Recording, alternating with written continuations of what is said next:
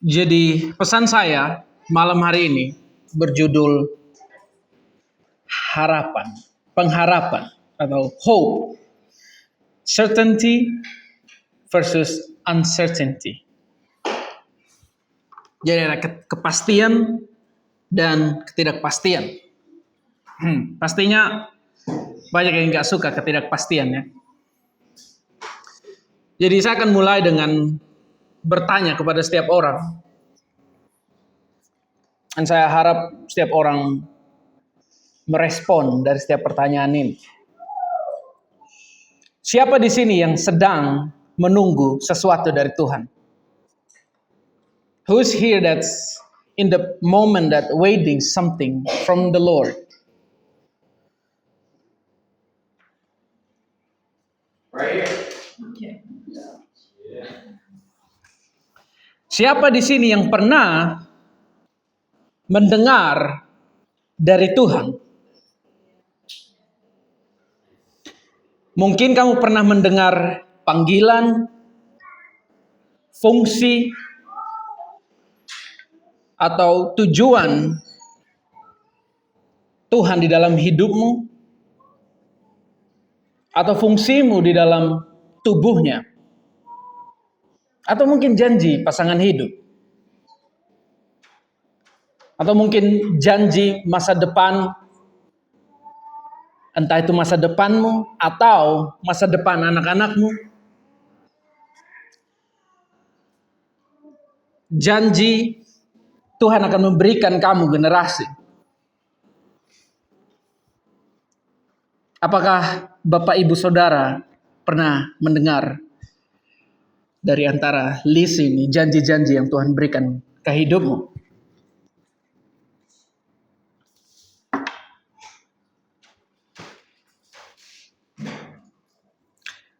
Yang harus kita pahami adalah bahwa sebagian besar hidup orang percaya sebenarnya terjadi di antara janji dan penggenapan. Jadi momen di antara itu sebenarnya kita banyak menghabiskan waktu di proses itu. Kalau ditanya ya tentu saja setiap orang suka mujizat. Amin. Setiap orang kita suka kesaksian. Kita suka akhir dari cerita. Bahkan saat mendengar janji Tuhan pertama kali, kita bersemangat. Pengen aja sampai pada semua hal itu. Ada yang mengalami ini? Saat pertama kali kita dengar janji Tuhan, hati kita bergejolak, bahkan tak terluapkan. Dan bahkan di momen itu saat kita mendengarkan, kita bisa langsung membayangkan waktu kita ada di sana.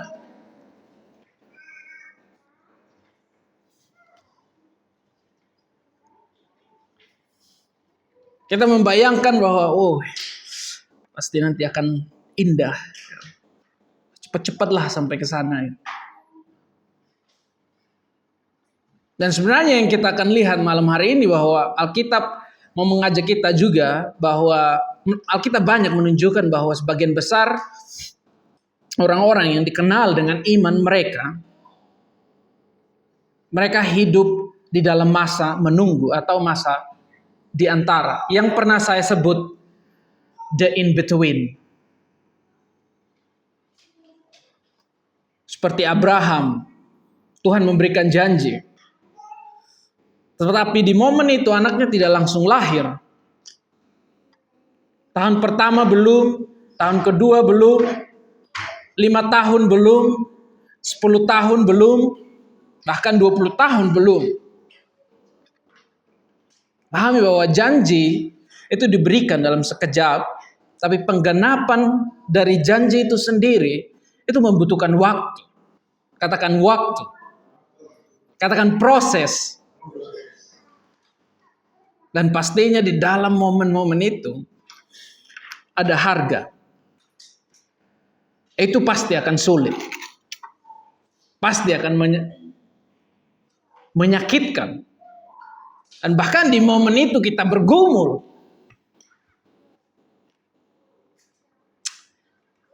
Dan di hari Minggu kemarin kita belajar bahwa kita diciptakan untuk menyembah Tuhan Sang Pencipta.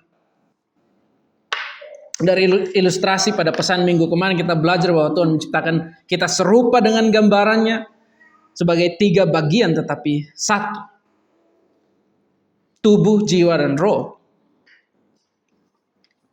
Dan di situ Pak Brian juga menjelaskan di mana hardware itu adalah bagian dari tubuh kita, bagaimana kita berinteraksi dengan lingkungan sekitar kita, fisik. Dan software itu adalah program tentang siapa diri kita, jiwa, dan di mana kita diciptakan sebagai jiwa yang hidup, yang ditempatkan Tuhan di dalam tubuh. Atau kata lainnya, seonggok daging ini. Dan di mana roh adalah sarana untuk berkomunikasi dengan Tuhan. Dan juga kita belajar bahwa Tuhan menciptakan manusia dengan keinginan atau kerinduan. Di situ juga dijelaskan tentang ilustrasi mobil Tesla yang banyak sensornya. Jadi dari list yang diciptakan Tuhan, list kerinduan, keinginan itu adalah love atau belonging, security, identity, satisfaction, significance, authority, rest, and hope. Dan Tuhan install sistem itu di dalam kita. Dari semua list ini, saya mau bahas tentang harapan. Di mana Tuhan menciptakan setiap manusia dengan kerinduan-kerinduan, keinginan-keinginan untuk memenuhi penggenapannya di dalam dia. Dari list yang saya sebutkan tadi, kasih, keamanan, identitas, bahkan kepuasan, arti dan nilai hidup kita, dan pengharapan. Jadi kerinduan-kerinduan ini saya lihat sebagai sensor-sensor rohani yang mengarahkan hati manusia pada sumber yang benar, yaitu Tuhan sendiri. Tapi dijelaskan bahwa ada error yang terjadi sehingga semua sensor ini tidak selaras gitu. Sehingga manusia mulai mencari pemenuhannya atau setiap hal untuk memenuhi keinginan dari semua hal ini. Dan kita lihat bahwa Roh Kudus berperan penting di momen ini. Dia menolong kita untuk tetap terhubung dengan Tuhan, menyelaraskan kembali hati kita dengan Tuhan, sehingga setiap kerinduan atau keinginan dapat berfungsi sesuai dengan tujuan. Dan kita akan berbicara tentang harapan malam hari ini. Saya bertanya tentang janji. Semua orang menerima janji itu dari Tuhan. Semua orang mendengar dari Tuhan. Dan bahkan entah itu tujuan atau entah itu panggilan yang Tuhan miliki. Tapi di dalam momen janji dan penggenapan, kita harus ekspektasi bahwa kita hidup di dalam momen penantian. Kita hidup di antara proses antara janji dan penggenapan itu. Dan itu sebenarnya hal yang dimana bisa menjadi sulit, dimana bisa menjadi ada senang, ada sedih, ada momen dimana terjadi keputusasaan. Dan saya mau bertanya bahwa di momen ini, apa yang Tuhan berikan untuk menolong kita selama masa penantian ini? Saya pernah membahas hal ini. Jadi, di momen penantian ini, masa penantian ini, ada dua hal.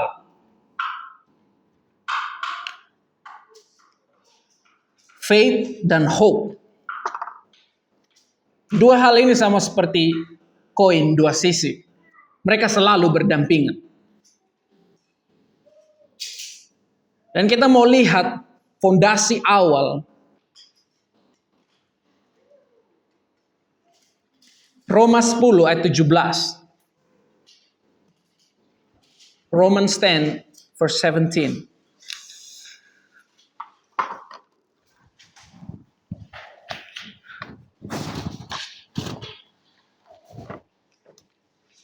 Say there when you there, church.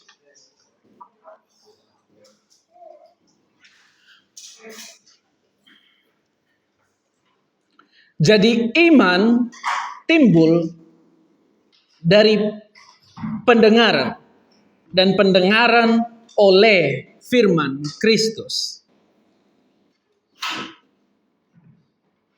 Jadi di ayat ini dikatakan bahwa iman timbul dari pendengaran.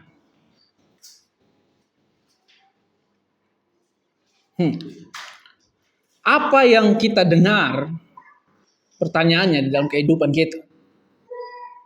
Apa yang Tuhan katakan ke kehidupanmu? Sebenarnya pertanyaan ini yang harus kita tanyakan. Karena ini adalah kunci di mana hal ini menjadi pondasi. Di mana kita harus mampu mengidentifikasikan apa yang Tuhan ngomong di dalam kehidupan kita. Kenapa saya bilang begitu? Karena jelas iman tidak lahir dari perasaan. Dan bahkan iman tidak lahir dari keadaan. Iman juga tidak lahir dari emosi. Tapi ayat ini mengatakan iman lahir dari firman yang Tuhan katakan.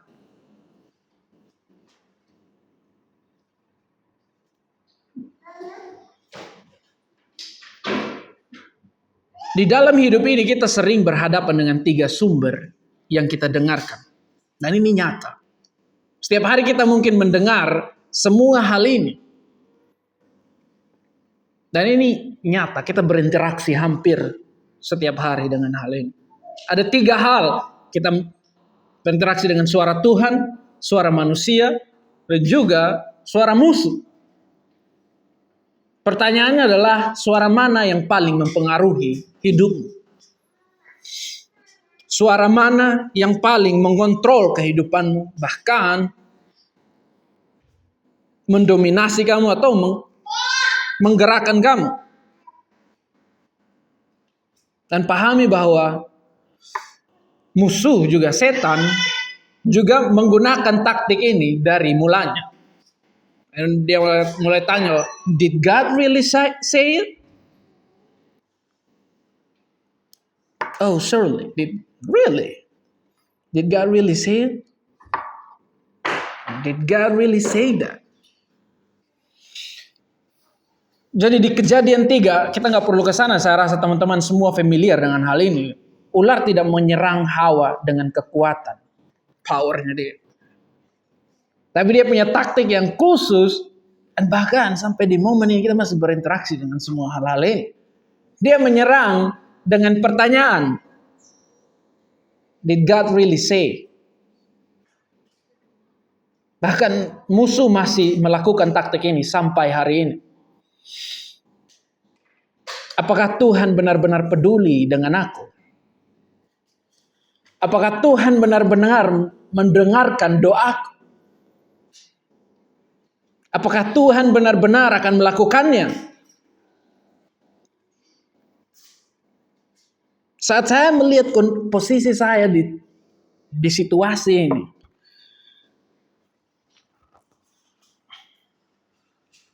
apakah dia masih bekerja sampai dengan saat ini di dalam kehidupan? Semua kesulitan yang saya lihat di depan mata saya, apakah Tuhan akan melakukannya? Apakah Tuhan akan memberikan saya kekuatan? Apakah Tuhan akan menjadikan saya sama seperti apa yang Dia janjikan? Apakah Tuhan akan menjadikan saya sama seperti siapa yang Dia panggil di dalam family banner saya?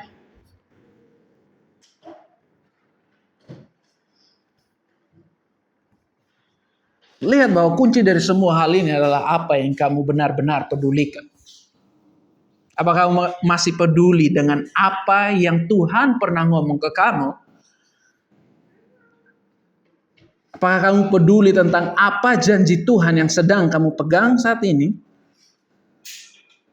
Semua hal ini akan menjadi dasar di mana kita berdiri. Pertanyaannya adalah bahwa apa janji Tuhan yang sedang kamu pegang saat ini? Di atas fondasi apa kamu berdiri saat ini?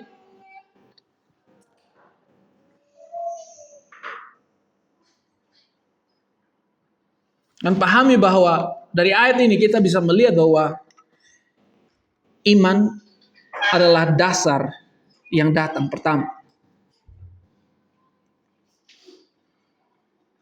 Apa itu? Momen ketika kita pertama kali mendengar firman Tuhan.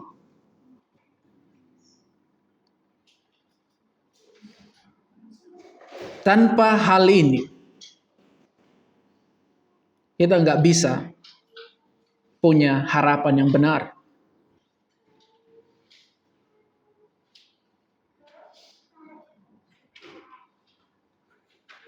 Karena yang harus kita pahami adalah bahwa tanpa pondasi yang benar tidak akan ada rumah yang akan berdiri dengan kokoh, teguh, kuat.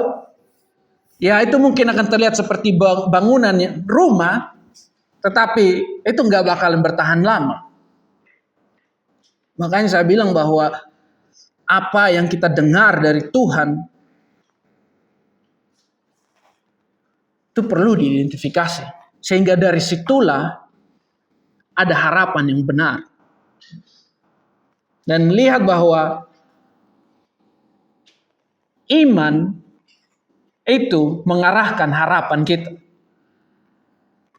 Mari kita lihat di Roma 4 ayat 18.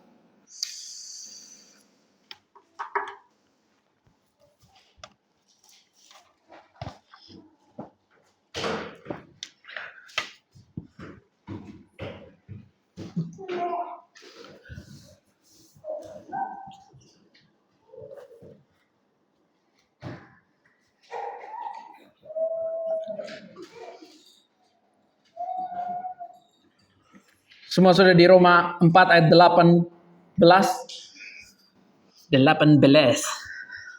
Sekalipun tidak ada dasar untuk berharap, namun Abraham berharap juga dan percaya bahwa ia akan menjadi bapa banyak bangsa menurut yang telah difirmankan. Demikianlah banyaknya nanti keturunan. Lihat di sini, harapan menggambarkan cara Abraham percaya kepada Tuhan. Abraham memiliki fondasi yang benar sehingga dia memiliki harapan yang benar. Dan semua hal ini menjadi alasan yang dimana membuat dia dapat bertahan puluhan tahun. Ingat bahwa iman membantu kita mengarahkan di mana kita seharusnya berharap. Kita tidak hanya berharap pada keinginan-keinginan kita atau hal-hal yang kita inginkan seperti imajinasi kita sendiri, tetapi kita berharap kepada apa yang Tuhan katakan. Amin. Ilustrasi GPS. Iman adalah GPS dan harapan adalah bahan bakar. GPS menunjukkan arah, tetapi bahan bakar membuat kamu sampai pada tujuan. Tanpa GPS, tersesat. Tanpa bahan bakar, kita berhenti. Dan kita membutuhkan dua hal ini. Pertanyaannya adalah, sebenarnya apa itu harapan? Sebenarnya saya akan membawa kita melihat perspektif dan bahkan ini akan membantu kita untuk melihat ketika kata harapan muncul di Alkitab, di Perjanjian Baru. Kita akan lihat dari perspektif Ibrani. Jadi dalam bahasa Ibrani ini menggunakan beberapa kata untuk pengharapan. Yang pertama tikva, yang kedua khafa, yang ketiga khyakhal. Tikva berarti tali atau tambang, di mana pengharapan menggambarkan seseorang yang terikat pada janji Tuhan. Kafa berarti menanti dengan penuh keyakinan, di mana akar katanya Berarti memintal beberapa helai menjadi tali yang kuat. Ini melambangkan iman yang semakin kuat selama menanti Tuhan. Dan yakal yang terakhir, menanti dengan sabar dan percaya meskipun jawaban belum terlihat.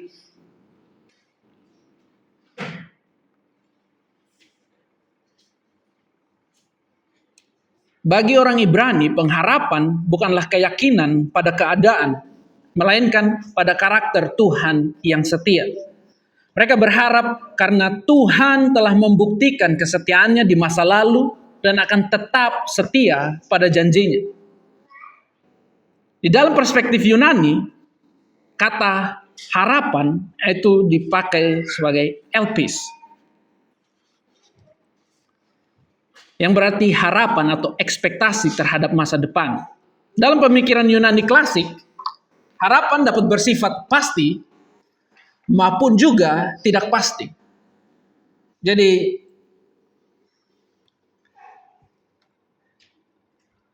50-50. Dan umumnya lebih berkaitan dengan kemungkinan atau hasil yang diharapkan daripada hubungan dengan Tuhan.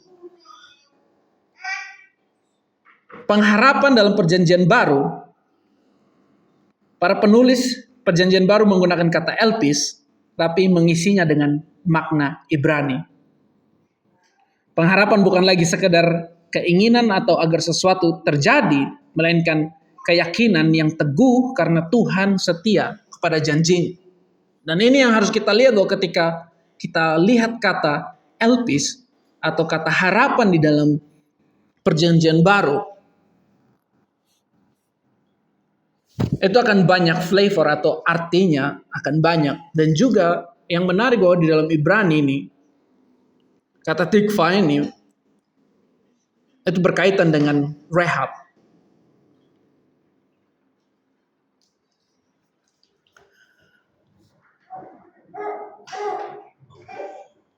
Dan orang Yunani ini melihat hal ini, itu mereka menerjemahkan bahwa harapan bahwa ya mungkin akan hujan, tetapi mungkin juga akan hujan, tapi mungkin juga tidak akan hujan.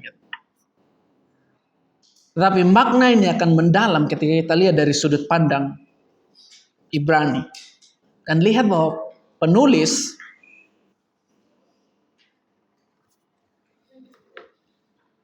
di Roma, kita lihat bahwa Paulus ketika dia bilang elpis, ketika dia bilang harapan,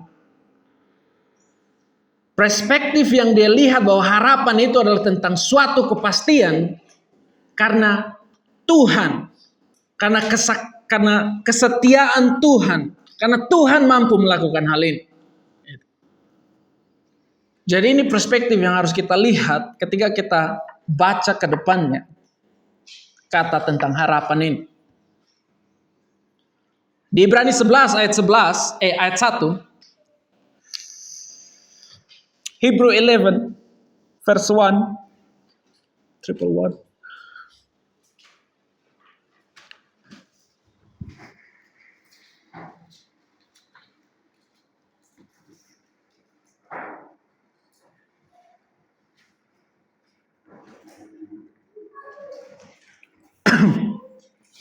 Say there when you dare. Elpis. Iman adalah dasar dari segala sesuatu yang kita harapkan dan bukti dari segala sesuatu yang tidak kita lihat.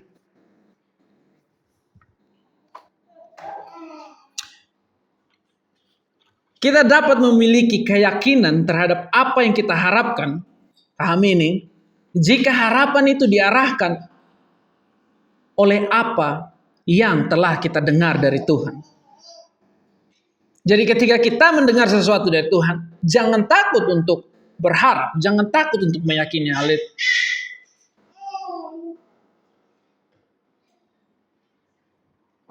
Itulah iman.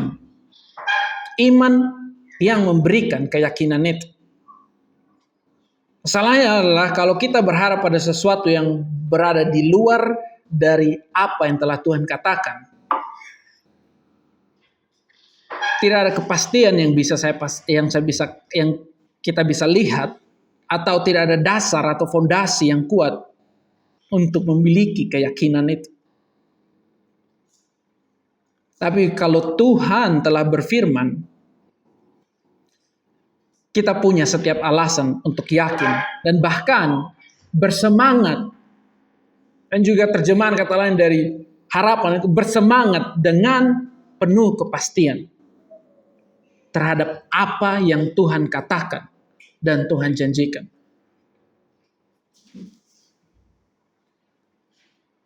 Lihat bahwa bangsa Israel saat Tuhan ngomong, aku akan membawa kamu ke negeri yang berlimpah susu dan madu. Yes, mereka mendengar janji itu waktu mereka masih di Mesir. Mereka belum melihat tanah itu. Bahkan mereka harus melewati Laut Merah, padang gurun, kekurangan air, kekurangan makanan. Bahkan musuh juga berusaha untuk menghabiskan mereka semua.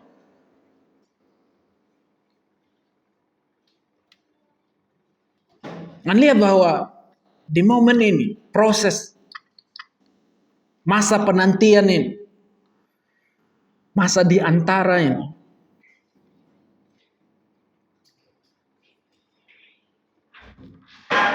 it's tough. Itu sulit. Dan lihat bahwa apa yang mereka miliki di sini. Ya, mereka memiliki iman. Tuhan telah berbicara. Dan di momen ini mereka membutuhkan harapan. Untuk bisa bertahan sampai janji itu menjadi kenyataan. Ketika mereka kehilangan harapan, mereka mulai berkata di dalam hatinya mereka, oh lebih baik kita kembali ke Mesir. Oh entah, kalau aku nggak buat semua keputusan ini, mungkin nggak bakalan sesulit ini kondisiku saat ini.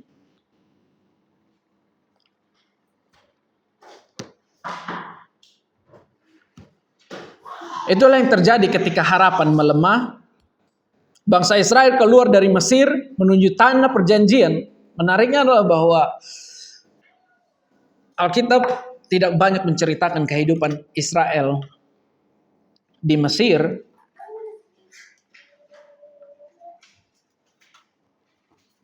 Bahkan setelah mereka dibebaskan, tapi malahan Alkitab justru memberi banyak perhatian kepada masa perjalanan mereka di padang gurun. Kenapa? Karena disitulah sebenarnya sebagian besar kehidupan iman terjadi.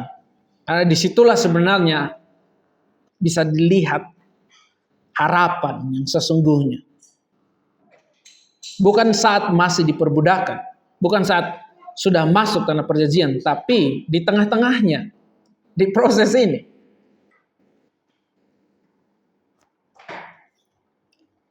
Di antara janji dan penggenapan, di tempat yang pernah saya sebut the in-between.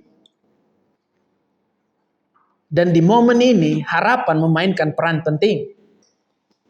Karena setelah menerima firman Tuhan, iman lahir, dan bahkan harapanlah yang harus membawanya melewati masa penantian. Dan jika masa penantian itu menjadi cukup panjang, ada banyak hal yang bisa terjadi dalam kehidupan kita. Bahkan itu bisa berdampak ke dalam hati, katakan hati. Kita lihat harapan yang tertunda membuat hati sakit. Damn.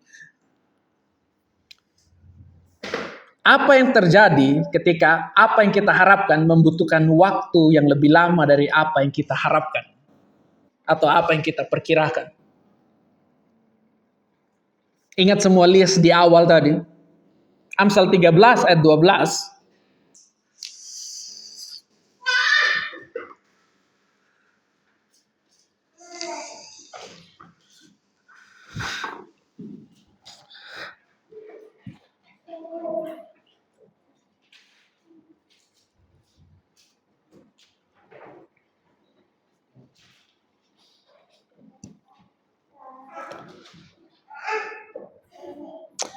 Harapan yang tertunda menyedihkan hati, tetapi keinginan yang terpenuhi adalah pohon kehidupan. Di sini katakan harapan yang tertunda membuat hati sakit, menyedihkan hati. Ada yang pernah sedih hati di sini? Perhatikan bahwa ayat ini tidak berkata bahwa faith different. Tapi di sini harapan. Sini nggak katakan bahwa iman yang tertunda. Tapi ayat ini ngomong tentang harapan yang tertunda. Terus sampai di momen ini seperti apa sakit ini? Apa sih simptomnya? Ada beberapa hal di list saya. Mungkin discouragement, settling for less than his promise, bitterness, loss of joy, feeling stuck, weariness. Apa gunanya aku berdoa lagi? Mungkin ini udah bagian aku. Aku mungkin hanya di sini-sini aja. Aku bakalan bertumbuh lagi ke depannya. Mungkin ini bagian yang Tuhan tentukan. Nasib yang Tuhan tentukan bagi saya. Mungkin momen itu waktu saya dengar, mungkin saya salah dengar.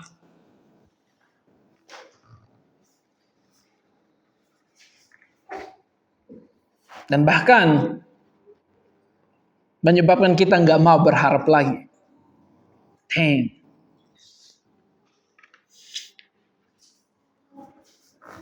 Dan ini simptom yang bisa terlihat. Dan saya akan tunjukkan momen ketidakpastian di 2 Raja-Raja 4 ayat 13 sampai 16. Ini adalah bagian dari salah satu simptomnya.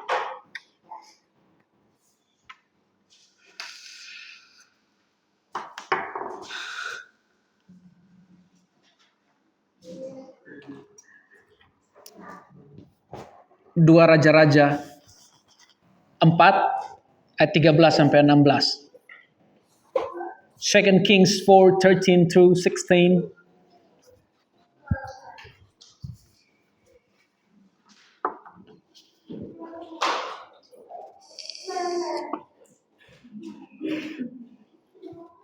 Elisa berkata kepada Gehazi, cobalah katakan kepadanya, sesungguhnya engkau telah sangat bersusah-susah seperti ini untuk kami. Apakah yang dapat kuperbuat bagimu? Adakah yang dapat kubicarakan tentang engkau kepada raja atau kepala tentara? Jawab perempuan itu, aku ini tinggal di tengah-tengah kaumku. Kemudian berkatalah Elisa, apakah yang dapat kuberbuat baginya? Jawab Gehazi. Alright, everybody in verse 13, 14 right now. Ia tidak mempunyai anak, suaminya sudah tua. Lalu berkatalah Elisa, panggillah dia, dan sesudah dipanggilnya, berdirilah perempuan itu di pintu. Berkatalah Elisa, pada waktu seperti ini juga, tahun depan, engkau ini akan menggendong seorang anak laki-laki. Tapi jawab perempuan itu, janganlah tuanku, ya abdi Tuhan, janganlah berdusta kepada hambamu ini. Lihat momen yang kita bisa lihat di sini. Kita bisa lihat bahwa keputusasaannya tersamarkan sebagai rasa puas yang mengubur keinginannya untuk melindungi dirinya dari kekecewaan. Dan dia tidak terlihat seperti nggak mau menaruh harapannya pada sesuatu. Waktu dia ditanya pertama, aku baik-baik aja kok. Tapi sebenarnya kondisinya adalah bahwa dia nggak berani untuk berharap.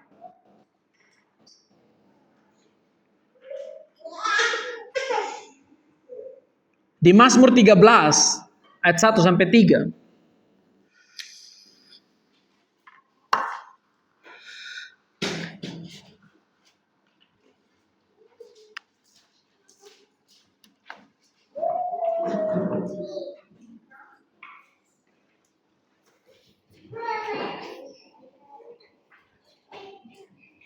Semua sudah di sana? Untuk pemimpin biduan, Mazmur Daud. Berapa lama lagi Tuhan kau lupakan aku terus menerus? Berapa lama lagi kau sembunyikan wajahmu terhadap aku? Berapa lama lagi aku harus menaruh kekhawatiran di dalam diriku dan bersedih hati sepanjang hari? Berapa lama lagi musuhku meninggikan diri atasku? Pandanglah kiranya, jawablah aku ya Tuhan. Buatlah mataku bercahaya supaya jangan aku tertidur dan mati. Lihat di sini momen di mana Daud dia desperate. Dia tanya Tuhan, berapa lama lagi? Mungkin dari kita bertanya ke Tuhan dengan pertanyaan yang sama, berapa lama lagi? How long? Dan lihat di sini David ngomong bahwa dia wrestling dengan pikirannya, dia bergumul dengan pikirannya, bahkan hatinya, dia bahkan merasa bahwa Tuhan menyembunyikan wajahnya daripada dia. Ini adalah momen di mana kita bisa lihat keputusasaan Daud. Bertanya, berapa lama lagi Tuhan? Dan mungkin dari kita pernah mengajukan pertanyaan yang sama ke Tuhan. Daud berkata dia bergumul dengan pikirannya, hatinya dipenuhi dengan kesedihan. Pertanyaannya adalah di momen ini, apa yang ada di dalam pikiran kita? Apa yang ada di dalam pikiran kita saat kita belum melihat apa-apa? Kegagalan kita mungkin pernah terbenak lagi, muncul lagi di pikiran kita. Kesulitan kita, finansial mungkin. Semua kesalahan yang kita buat itu menjadi sesuatu yang kita berpikir, wah, mungkin Tuhan menyembunyikan wajahnya karena semua kesalahan yang pernah aku lakukan.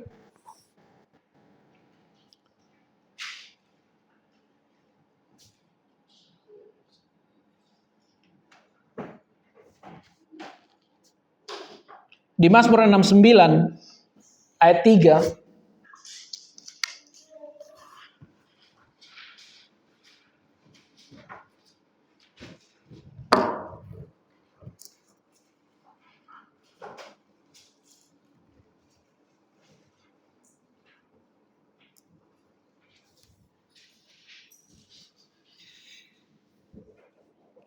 lesu aku karena berseru-seru, kerongkonganku kering, mataku nyeri karena mengharapkan Tuhanku. Dan ini adalah salah satu simptom di mana worn out. Di sini katakan, my eyes fail from looking for my God. Dan lihat bahwa semua ini simptom dari hasil di mana hopelessness. Dan ini sebenarnya sakit dari jiwa.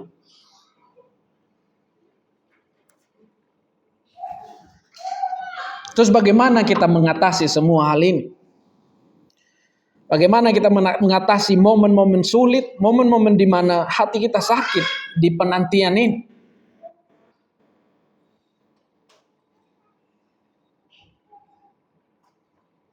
Bahkan momen di antara saat kita melihat gak ada yang terjadi sama sekali. Kok aku masih terus buat kesalahan?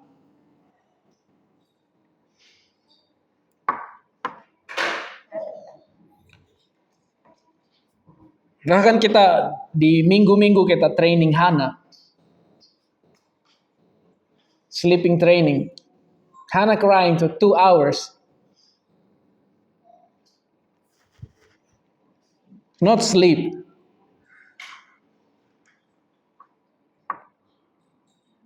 Dan momen itu saya bilang, oh, apakah ini akan berhasil? Apakah aku akan sukses training Hana?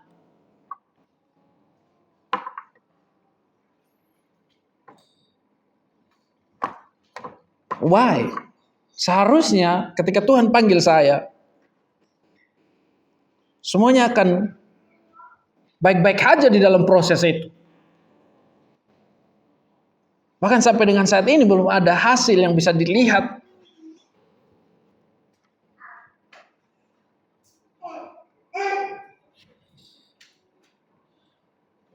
Mari kita lihat di sini. Ibrani 6 ayat 19. Hebrews 6:19. Hope protects the heart during delay.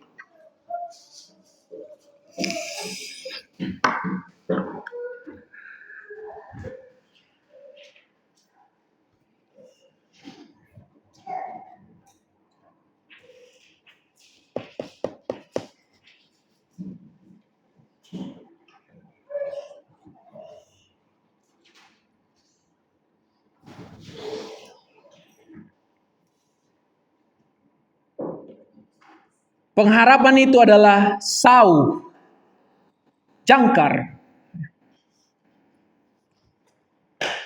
yang kuat dan aman bagi jiwa kita yang telah dilabuhkan sampai ke belakang tabir. Lihat di sini bahwa ayat ini ngomong harapan adalah sau bagi jiwa kita. Dan bahkan jiwa kita mencakup emosi dan bahkan perasaan kita. Harapan menjaganya agar tidak terus bergejolak naik turun. Serta menghindarkan kita dari keputusasaan. Putus asa.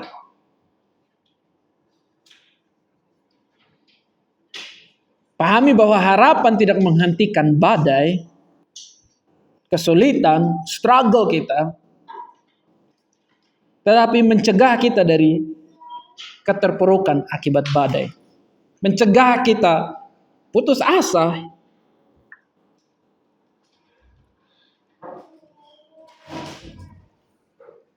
Lihat di Mazmur 42 ayat 5 sampai 6.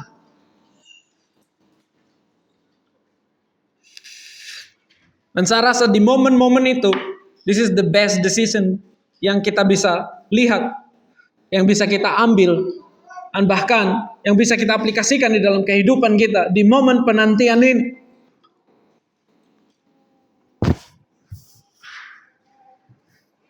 Psalms 42, 5-6. Say dare when you dare, church.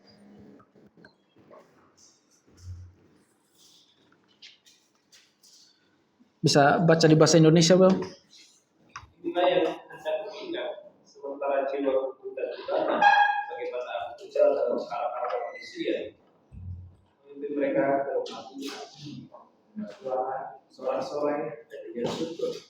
Dalam keramaian orang-orang yang mengadakan perayaan, mengapakah engkau tertekan hai jiwaku dan gelisah dalam diriku, berharapan pada Tuhan, sebab aku akan bersyukur lagi kepadanya. Ayat selanjutnya. Jiwaku tertekan dalam diriku, sebab itu aku tidak engkau tanah sumber Yordan dan dalam itu berbisa.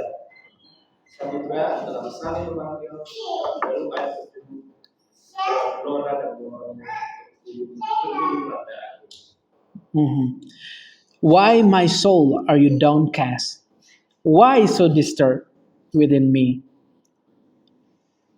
Put your hope in God, for I will yet praise Him, my Savior and my God.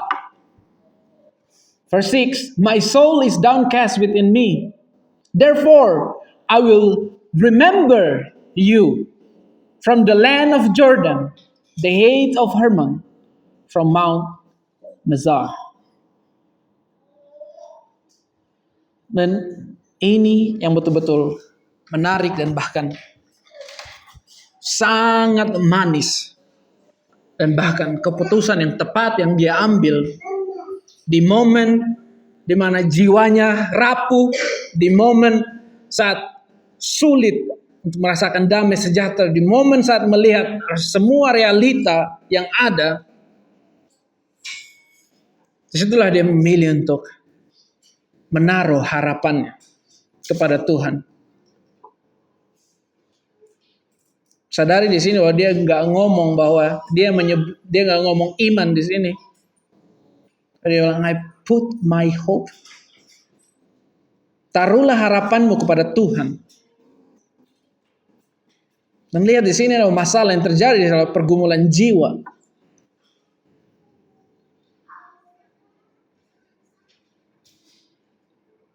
Daud memandang bahwa berharap kepada Tuhan, memilih untuk mengingat kembali semua janji-janji Tuhan, mengingat semua hal yang Tuhan ngomong di dalam hidupnya, memilih untuk berharap.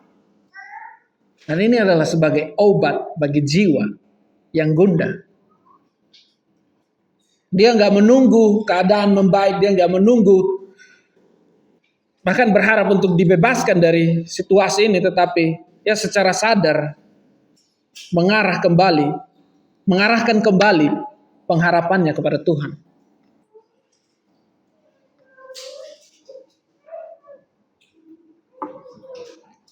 Bukankah ini keputusan yang benar, keputusan yang tepat di momen ini? Seberapa banyak dari kita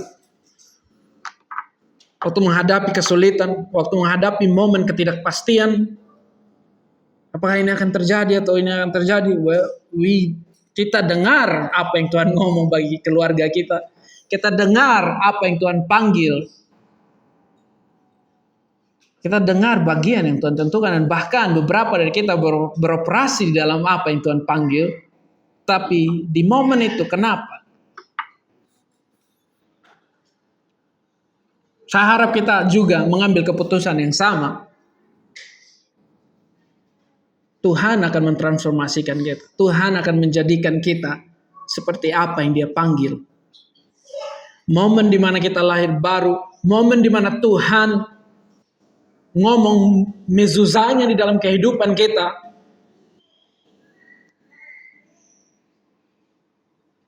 Saat kita sampai di momen proses penantian ini, situlah kita mengingat kembali dan memilih untuk menaruh harapan kita, dan memilih untuk berani berharap ke Tuhan.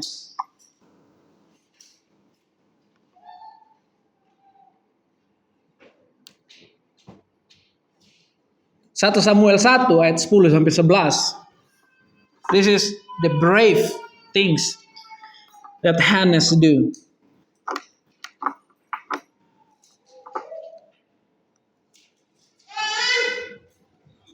It's not you, Hannah. I'm talking about Hannah in the Bible. 1 Samuel 1 ayat 10 sampai 11.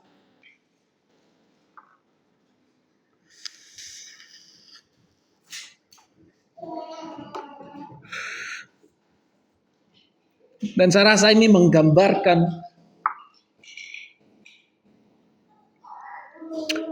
saat tidak ada hal lain lagi yang bisa dia lakukan. Semua sudah di sana. Dengan hati pedih ia berdoa kepada Tuhan sambil menangis terseduh-seduh. Kemudian bernazarlah ia, katanya, Tuhan semesta alam, jika sungguh-sungguh Engkau memperhatikan sengsara hamba-Mu ini dan mengingat kepadaku dan tidak melupakan hamba-Mu ini, tetapi memberikan kepada hamba-Mu ini seorang anak laki-laki, maka aku akan memberikan dia kepada Tuhan untuk seumur hidupnya, dan pisau cukur tidak akan menyentuh kepalanya.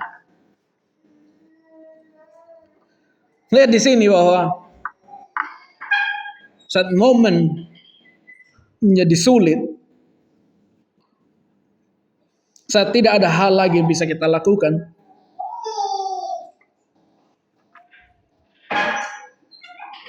disitulah kita memberanikan diri kita untuk berharap. I know God's gonna do it. I know. I just want to trust you, Lord.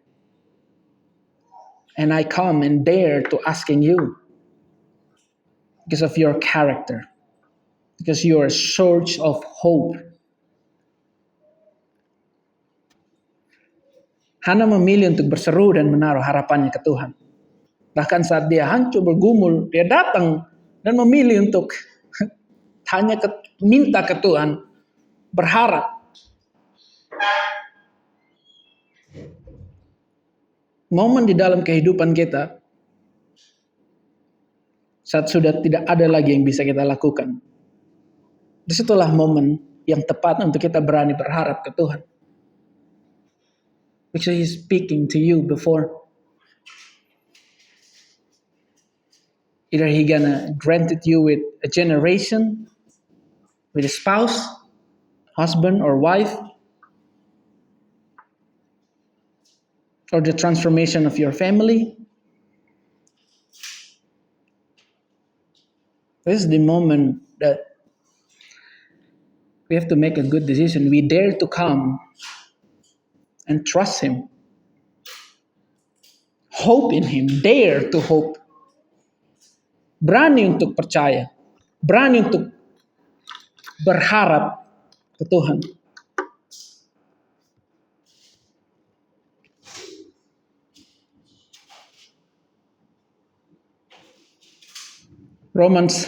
Roma 15 ayat 13.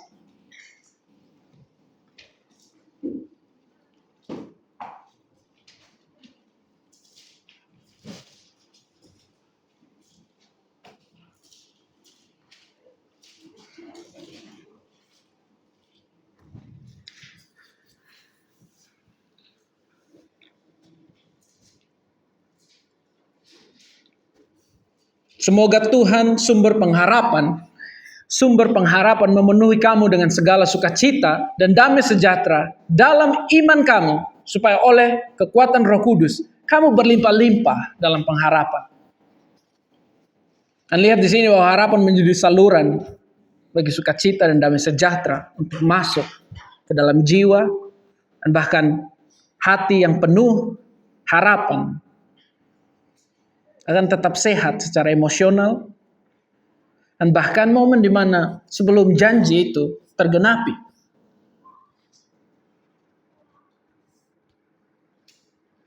Dan kita lihat di sini juga 1 Tesalonika 5 ayat 8.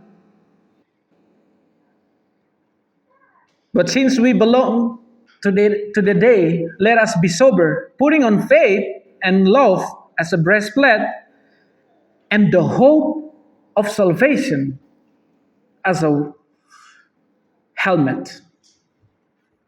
Dan senang di sini bahwa karena di sini dikatakan bahwa hope of salvation as a helmet.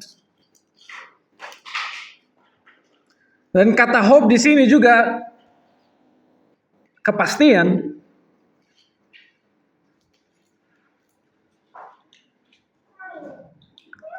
Dan dia digunakan di sini sebagai helm. Sounds like things that can protect our mind. It's guards against despair, discouragement, unbelief. Saat momen-momen menanti, lihat bahwa di semua hal ini harapan itu membantu menjaga pikiran kita. Karena kita berdiri di atas sesuatu. Dan kita berani berharap dalam hal itu. Jadi ketika ada hal bahwa kamu gak bakalan jadi seperti hal ini. Kamu gak bakalan semua hal yang Tuhan ngomong di dalam kehidupanmu. Lihat sampai dengan ini. Sampai di momen ini ya masih mau buat kesalahan aja.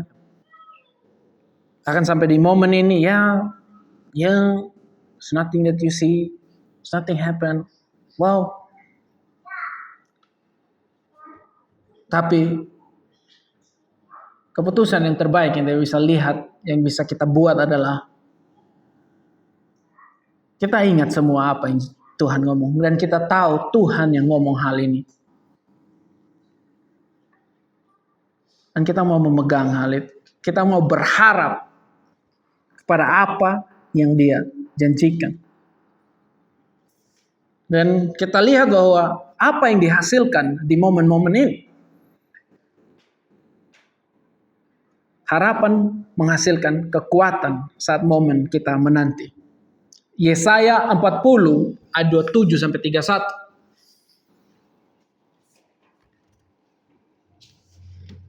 Yesaya 40, Isaiah 40.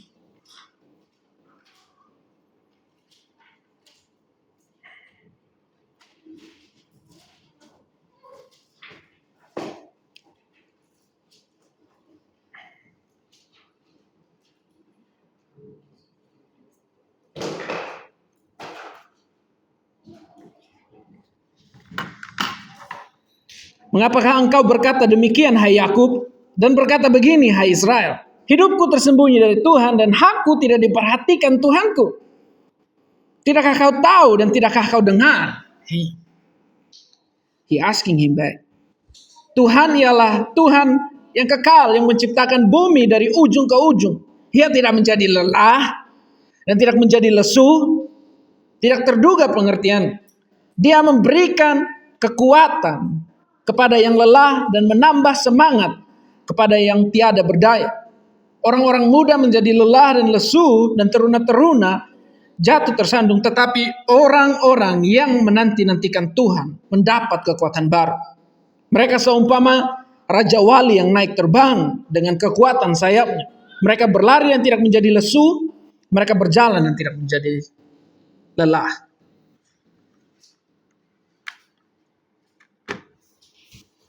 But those who hope in the Lord. Lihat di sini dia bilang, why do you complain?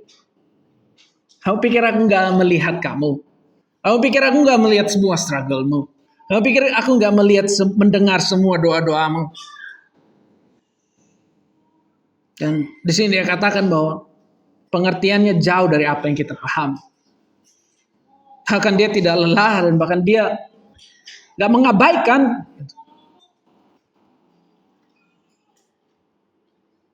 Dan ayat 31 berikan kita harapan. Berikan kita keberanian untuk mereka yang berharap. Mereka yang menanti-nantikan Tuhan. Mereka yang bahkan di momen penantian ini, di momen kesulitan ini, masih memegang, bahkan berani menaruh harapan mereka kepada Tuhan. Di sini dikatakan, will renew their strength.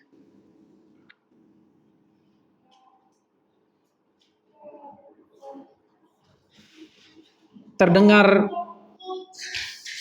familiar ketika kita pasang ayat ini dengan Roma 5 ayat 3 sampai 12, tapi sebelum kita ke sana saya mau baca di Roma 12 ayat 12. Be joyful in hope, patient in affliction, faithful in prayer.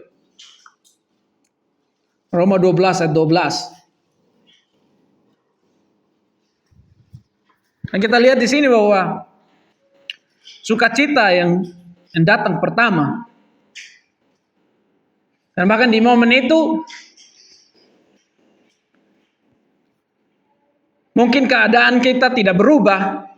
Mungkin janji itu belum sampai, belum arrive. Tapi lihat bahwa harapan ini menghasilkan sukacita. Dan bahkan ini menjadi salah satu rahasia dari penantian secara biblikal.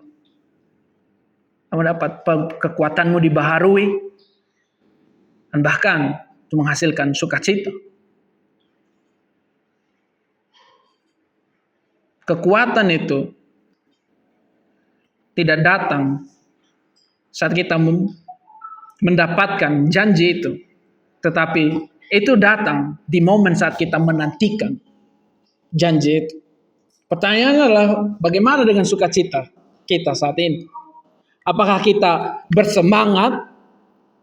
Apakah kita melihat harapan itu sama seperti perspektif dari karakter Tuhan di perjanjian lama? Bahwa dia setia, dia mampu untuk melakukannya. Apa kita bersemangat waktu kita mengingat semua janji yang Tuhan ngomong ke kehidupan kita? Apakah kita bersemangat dan bersukacita saat kita mengingat kembali semua janji-janjinya?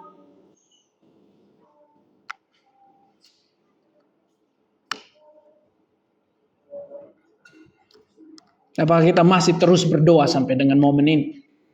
Atau kita menyerah, kita berhenti untuk meminta?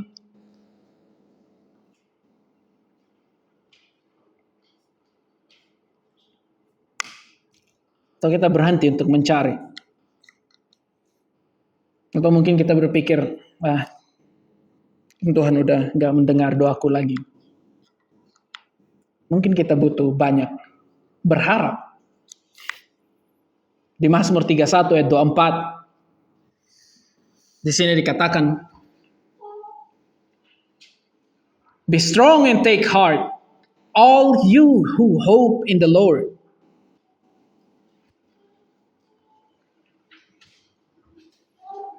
Kuatkanlah dan teguhkanlah hatimu, hai beberapa orang.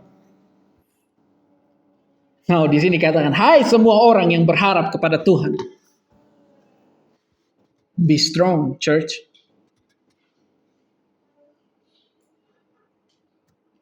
Teguhkanlah hatimu. Arahkan hatimu pada apa yang Dia janjikan.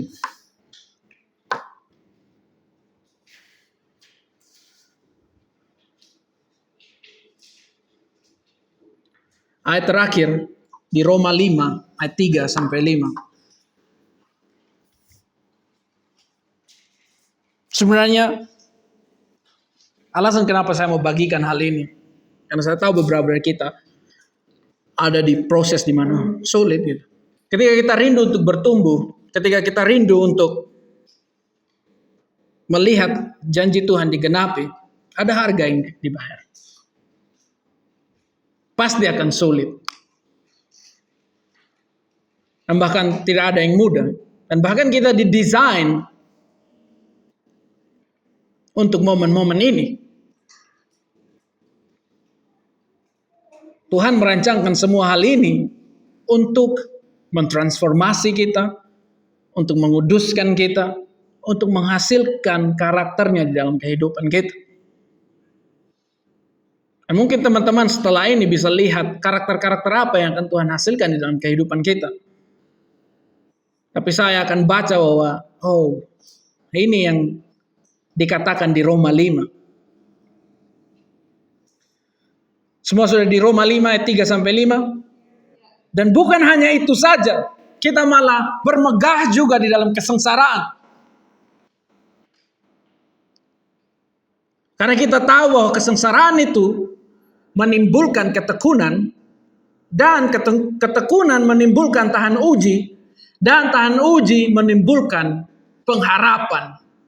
Dan pengharapan tidak mengecewakan. Karena kasih Tuhan telah dicurahkan di dalam hati kita oleh Roh Kudus yang telah dikaruniakan kepada kita. Momen kesulitan, momen kita bergumul, kesengsaraan, masa di mana waktu Tuhan ngomong, kita berjalan dan bahkan menanti apa yang Dia ngomong untuk digenapi. Masa di mana kegagalan demi kegagalan. Masa di mana kita training anak-anak kita. Dan ingat juga janji yang Tuhan ngomong tentang generasi-generasi kita.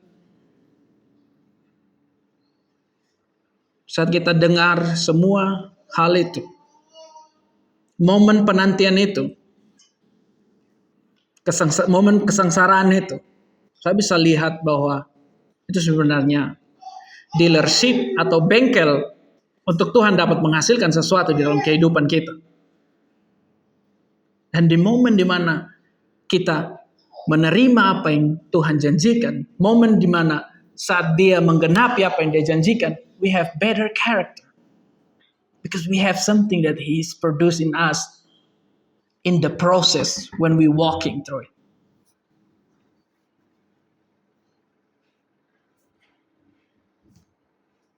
Momen penantian ini, proses ini, sebenarnya bengkel Tuhan untuk dapat menghasilkan sesuatu di dalam kehidupan kita.